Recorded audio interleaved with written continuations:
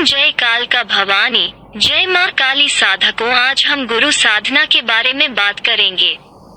अगर आप हमारे YouTube चैनल बाबा कलवा पवन पर नए हैं तो कृपया करके हमारे YouTube चैनल को सब्सक्राइब और अधिक से अधिक हमारी वीडियो को लाइक और शेयर करना ना भूलें।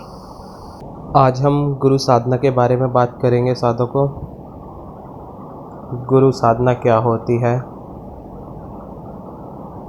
गुरु साधना में गुरु मंत्र का हमको कम से कम 1,25,000 जाप करना होता है। मतलब 1,25,000 जाप के 11 पुरुष शरण करने के बाद ही हमें अन्य साधनाओं में प्रवृत्त होना पड़ता है। हमें क्या करना पड़ता है गुरु साधना में? साधकों, गुरु इष्ट और मंत्र को हमको एक ही मानना है। गुरु कृपा से ही साधनाओं में हमें सफलता मिलती है। और गुरु एक अद्भुत एक सत्ता है हमारी, और गुरु ही हमारा शिव का स्वरूप है। गुरु ही सब कुछ है, गुरु ही ईश्वर है, गुरु ही इष्ट है, गुरु ही मंत्र है, गुरु ही सर्वतुल्य है। जो कोई साधक है अपने गुरु को प्रसन्न करना चाहता है या गुरु साधना करना चाहता है, तो उसको सबसे पहले अपने गुरु के लिए इन सब विचारधाराओं को अपने मन में समाहित करना पड़ेगा। अगर वो अपने गुरु को शिव का स्वरूप मानता है, गुरु के साथ छल नहीं करता है। देखो, गुरु सब कुछ है। गुरु के बगैर आपके पास ज्ञान, आपको ज्ञान का तुल्य उसका बोध आपको नहीं हो सकता। किसी भी कार्य करने का बोध आपको सिर्फ आपका गुरु ही आपको उस कार्य का बोध करवा सकता है। इसलिए गुरु साधना में इन सब बातों का ध्यान आपको करना पड़ेगा।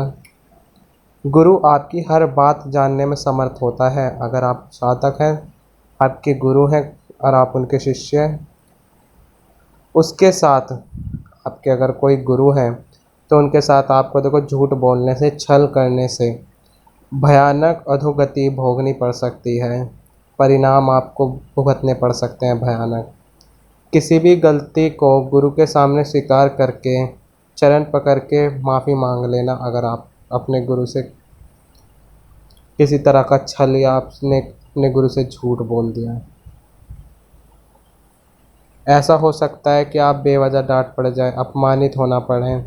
ये सब गुरु का परीक्षण होता है। आप इसे सहज होकर स्वीकार करें, आप इसे अपना अपमान ना समझें। अगर कभी कभी ऐसा होता है कि आपके गुरु आप पर बेवजह डांट आपको खाने को मिल जाए या आपको अपमान करना पड़े बेवजह, तो ये सब आप इसे अपना अपमान ना समझें।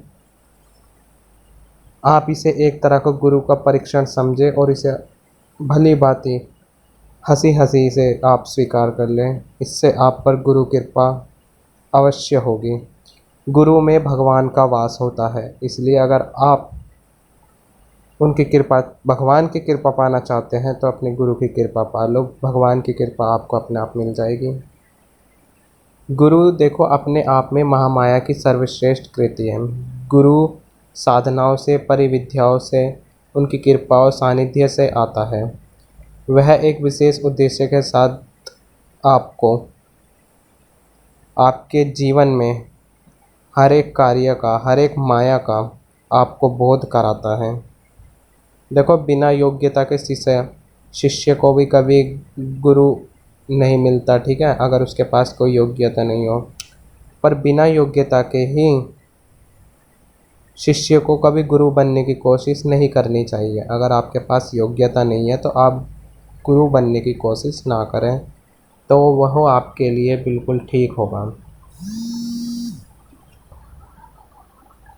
और गुरु के पहनावे की नकल ना करें। अगर जैसे आपके गुरु जिस चाल चलन पर चल रहे हैं, आप उस पर ना चलें, या उनके अंदाज से बात करें। जैसे आपके गुरु बात करते हैं ऐसे आप बात ना करें। कोई गुरु के समान नहीं बन सकता। आप भगवान नहीं बन सकते। तो ऐसी आप जैसे देखोगे कि आपके गुरु ये कपड़े पहनते हैं या उनका ये पहनावा, उनका बात करने का ये तरीका है, तो आप भी ऐसा ना करें। ठीक है, आप उनके समान नहीं बन सकते। उनका पद अलग है, आपका पद अलग है। ठीक है, आपको सिर्फ गुरु का अनुसरण करना चाहिए, उनके बताए हुए मार्ग पर चलना चाहिए, उनकी बताई हुई साधनाएं करनी चाहिए। अपने पास से आपको कोई भी साधना नहीं करनी चाहिए। शिष्य बने रहने में ही आपको लाभ ही लाभ है, जबकि गुरु के मार्ग में परेशानियां ही परेशानियां आपको मिल सकती है, जिन्हें संभालने के लिए आपको प्रचंड साधक होना जरूरी है। अखंड गुरु की कृपा आप पे ऊपर होनी चाहिए अगर आपको गुरु बनना है तो। देखो, श्रेष्ठ गुरु के लक्षण क्या होते हैं। श्रेष्ठ गुरु को अपने गुरु का एक अच्छा शिष्य होना चाहिए और अपने गुरु के प्रति संपूर्ण समर्पण उसका होना चाहिए। ठीक है, श्रेष्ठ गुरु को साधक होना चाहिए, उसे निरंतर साधना करते रहना चाहिए, उसे निरंतर ध्यान करते रहना चाहिए, चाहे वो किसी भी देव किसी भी शक्ति का साधना करे, पर उसे निरंतर साधना या ध्यान करते रहना चाहिए। श्रेष्ठ गुरु को सभी महाविद्या सिद्ध होनी चाहिए। जो गुरु बनता है उसे, जो श्रेष्ठ गुरु बनता है उसे सभी महाविद्याओं को सिद्ध होनी चाहिए, उसे महाविद्या सिद्धि होनी चाहिए। और श्रेष्ठ गुरु को वाक सिद्धि भी होनी चाहिए, अर्थात उसे आशीर्वाद और श्राप दोनों सक्षम होने चाहिए देने में।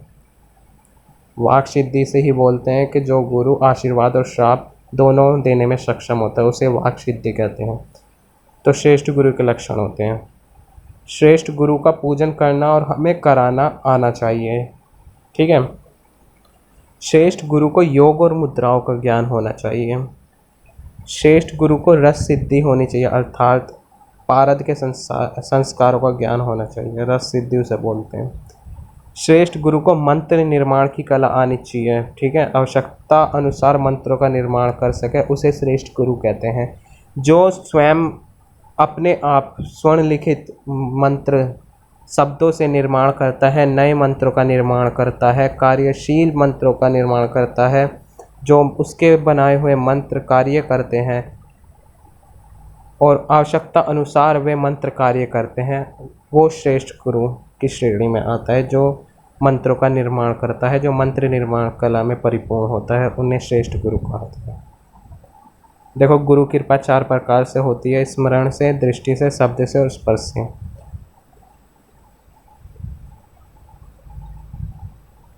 देखो, जैसे कछुआ रेत के अंदर अपने अंडे देता है, जो कछुई होती है, वैसे ही गुरु की याद करने मात्र से शिष्य को ज्ञान हो जाता है। यह है स्मरण दीक्षा। उदाहरण रूप में समझ लीजिए। दूसरा, दृष्टि से। देखो, जैसे मछली जल में अपने अंडे को थोड़ी थोड़ी देर में रखती है तो देखने मात्र से अंडा पक जाता है। ऐसे ही गुरु की कृपा दृष्टि से शिष्य को ज्ञान हो जाता है। गुरु की दृष्टि में वो अपरंपार शक्ति है कि शिष्य को ज्ञान गुरु की दृष्टि से ही प्राप्त हो जाता है। दृष्टि दीक्षा इसे बोलते हैं। तीसरी, शब्द से। जैसे कुर्री पृथ्वी पर अंडा देती है और आकाश में शब्द करती हुई घूमती है, उसके शब्द से अंडा पक जाता है। ऐसे ही गुरु अपने शब्दों से शिष्य को ज्ञान करा देता है, उसको हम शब्द दीक्षा बोलते हैं। चौथा, जैसे मयूरी अपने अंडे पर बैठी रहती है तो उसके स्पर्श से अंडा पक जाता है, तो ऐसे ही गुरु के हाथ के स्पर्श से शिष्य को संपूर्ण ज्ञान हो जाता है। यह स्पर्श दीक्षा होती है। तो ये एक तरह से गुरु साधना, अगर जो कहते हैं कि गुरु साधना क्या है, तो गुरु साधना एक कोई आपको इसमें कुछ ज़्यादा बड़ा कुछ करने का नहीं होता, केवल इन बताई गई बातों पर ध्यान देना पड़ता है कि अगर आपको गुरु बनना है या आप गुरु हैं या आप गुरु साधना, आप गुरु की कृपा पाना चाहते हैं, तो आपको केवल इन बातों पर ध्यान देना है। इन बातों पर आपको ध्यान देने की आवश्यकता है। जय श्री महाकाल, जय आदि गुरु, जय गुरुदेव।